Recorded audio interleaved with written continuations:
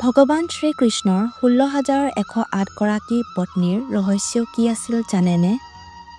আচলতে ভগৱান শ্ৰীকৃষ্ণৰ মাত্ৰ ৮ গৰাকী পত্নীহে আছিল। মুখ্য ৰাণীসকলক অষ্টভৰ্জ বুলি কোৱা হৈছিল। সেইসকলক লক্ষ্মী দেৱীৰ পৰা প্ৰকাশ হোৱা বুলি বিশ্বাস কৰা হয়।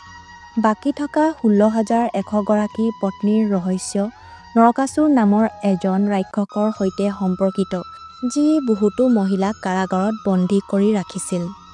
যেতিয়া ভগৱান শ্ৰীকৃষ্ণই নৰকাসুৰক হত্যা কৰি সকলোকে মুক্তি কৰিছিল, তেতিয়া সামাজিক কলংকৰ ভয়ত কোনেও তেওঁলোকক গ্ৰহণ কৰা নাছিল।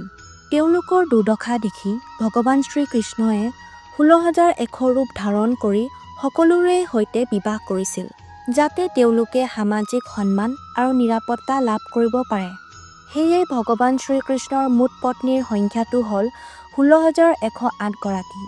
ইয়াৰ সম্পূৰ্ণ বিৱৰণ শ্ৰীমদ ভাগৱত মহাপুৰাণত পোৱা যায়।